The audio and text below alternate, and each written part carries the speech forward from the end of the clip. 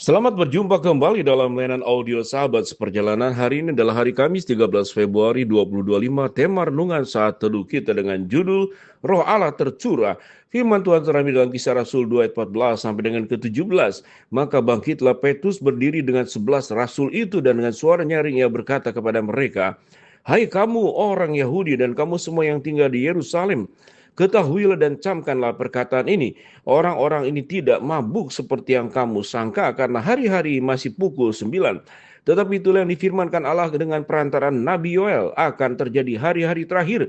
Demikian firman Allah, bahwa aku akan mencurahkan rohku ke atas semua manusia, maka anak-anak laki-laki perempuan akan bernubuat dan teruna-teruna akan mendapat penglihatan-penglihatan dan orang-orangmu yang tua akan mendapat mimpi." Mari kita berdoa. Bapa yang di dalam surga, terima kasih buat keajaiban tatkala Roh Allah tercurah. Allah menyatakan kebenarannya melalui banyak orang yang mendapatkan curahan daripada Roh Allah. Dalam nama Tuhan Yesus kami berdoa, amin. Shalom sahabat seperjalanan yang dikasih Tuhan. Roh Allah tercurah, Roh Allah hadir, Roh Allah datang. Ini bisa menimbulkan banyak sekali penafsiran.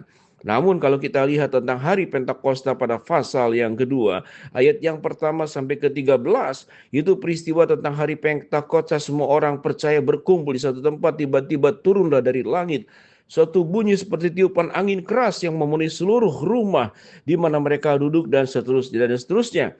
Kemudian Petrus bangkit berdiri dengan 11 rasul itu dan bersuara nyaring berkata kepada mereka, "Hai kamu orang Yahudi, hai kamu orang yang tinggal di Yerusalem, ketahuilah dan camkanlah perkataan ini. Orang-orang ini tidak mabuk seperti yang kamu sangka karena hari baru pukul 9.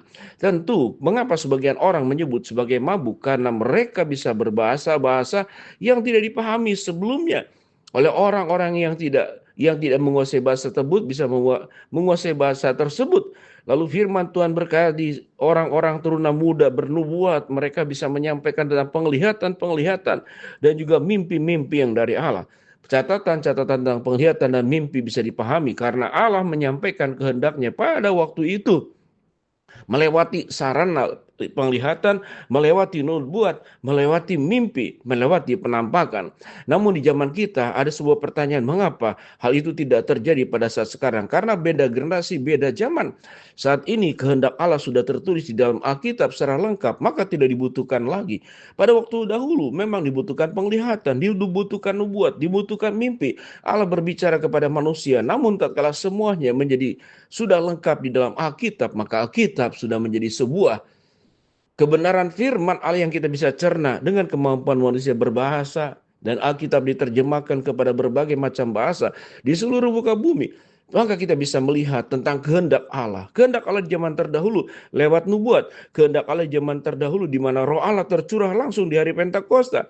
Kehendak orang ke Allah di zaman dahulu disampaikan lewat mimpi. Namun sekarang tentu kondisinya berbeda. Mari kita belajar tentang apa yang dimaksud dengan Roh Allah tercurah. Roh Allah tercurah tidak hanya bicara tentang fenomena, orang bisa berbahasa, mungkin bahasa roh, orang kemudian bisa mengucapkan sesuatu, atau mungkin dengan gerakan-gerakan tubuh tertentu. Bukan itu makna yang sesungguhnya. Roh Allah tercurah berbicara tentang kehendak Allah yang membuat manusia itu bersekutu dengan Allah. Itu tujuan daripada Roh Allah tercurah. Roh Allah tercurah juga untuk menunjukkan bahwa setiap orang percaya itu akan hidup dalam dibimbing oleh kebenaran, bukan oleh keberdosaan, bukan oleh hawa nafsu, bukan juga oleh kedagingan, tetapi oleh roh yang datang dari Allah. Kalau kita bicara tentang mana yang namanya roh dunia dan mana yang namanya roh Allah, roh dunia tentu bukan dari Allah, dan roh Allah tidak akan memberikan roh-roh dunia ke dalam setiap kita masing-masing. Roh dunia itu menyesatkan karena roh dunia ada di dalam kekuasaan iblis dengan seluruh pasukannya, dengan seluruh katakanlah antek-anteknya yang membawa kehidupan ke dalam keberdosaan, jatuh ke dalam lembah keterpurukan. Tetapi roh yang berasal dari Allah adalah roh yang memerdekakan, roh yang membebaskan, roh yang memberi damai sejahtera, roh yang menguduskan, roh yang menyucikan, roh yang membuat jalan hidup kita berada di dalam jalan Allah, bukan di dalam jalan yang lain. Itu yang dimaksud dengan roh Allah tercurah. Jadi kita belajar pemahaman roh Allah tercurah, mungkin bagi sebagian orang itu kemudian katakanlah terungkap lewat fenomena-fenomena yang sifatnya fenomena fisik. Tetapi bukti Roh Allah tercurah itu di mana sesungguhnya yang paling utama adalah kebenaran Allah yang dinyatakan. Dan saat ini kita sudah memiliki Alkitab yang menjadi pegangan kita, tuntunan. Kita tidak membutuhkan juga penjelasan-penjelasan seperti yang dialami. Sekalipun Tuhan bisa saja melakukan penglihatan, mimpi, nubuatan. Namun pada waktu saat itu memang sangat dibutuhkan. Namun kondisi sekarang tidaklah demikian. Kita bisa melihat kebenaran Allah, suara Tuhan, kehendak Tuhan lewat firman Tuhan yang sudah sangat lengkap. Kalau Tuhan mungkin tidak membutuhkan penjelasan lewat bentuk tulisan, maka Tuhan akan terus berbicara tanpa adanya Alkitab. Alkitab sudah memberikan penjelasan tentang bagaimana Roh Allah tercurah. Mari kita belajar tentang Roh Allah yang tercurah. Apa ciri-ciri orang yang sudah dicurai oleh Roh Allah? Tentu adalah yang pertama, dia bekerja sama dengan Roh Allah. Karena Allah bisa ditolak oleh kita masing-masing kalau karena kita di dalam diri kita ada kehendak bebas, ada free will. Sebagaimana Adam dan Hawa menolak taat kepada Allah tapi justru taat kepada iblis. Kita pun sama, sewaktu Roh Allah tercurah, itu terjadi di zaman terdahulu. Kepada Adam dan Hawa, kepada bangsa-bangsa di zaman terdahulu, juga terjadi kepada setiap kehidupan kita. Respon reaksi kita pun juga akan sama seperti bangsa Israel. Akan menerima Roh Allah, akan taat melakukan apa yang Tuhan kehendaki, atau kita menolaknya. Kita menolaknya, kemudian kita berjalan dengan jalan pribadi kita masing-masing. Itu adalah pilihan.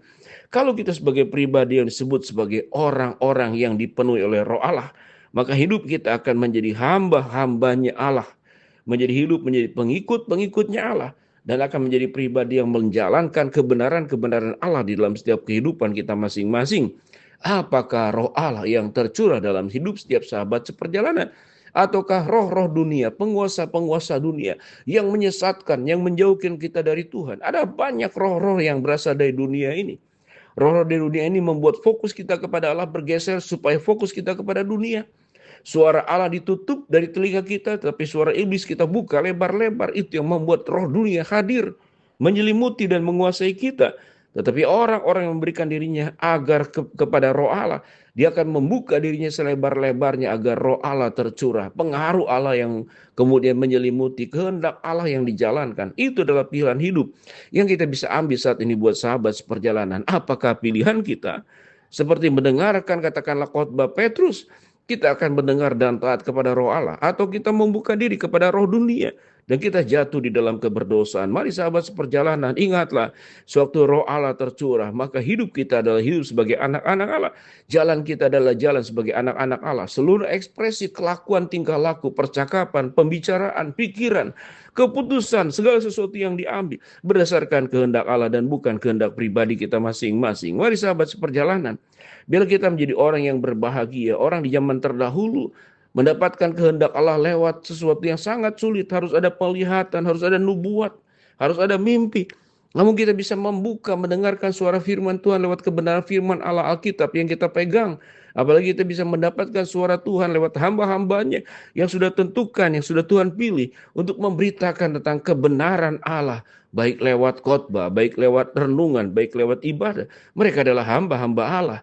Sebagaimana orang mendengar tentang kebenaran Allah dari dahulu lewat Petrus, lewat Yohanes, kita mendengarkan kebenaran Allah dari Alkitab, dari firman Tuhan, dari khotbah, dari para rohaniawan yang membimbing dan mengarahkan agar hidup kita senantiasa dipenuhi oleh Roh Allah yang tercurah. Mari kita berdoa. Bapa dalam surga, terima kasih buat kebenaran firman Allah yang kami pelajari. Hamba berdoa buat sahabat seperjalanan yang sakit, Tuhan jamah sembuhkan. Sahabat seperjalanan yang sedang menghadapi masalah, Tuhan bukakan jalan. Sahabat seperjalanan yang sedang berdoa mengharapkan sesuatu, Tuhan kabulkan dengan cara dan waktu Tuhan yang terbaik. Dalam nama Tuhan Yesus kami berdoa, amin.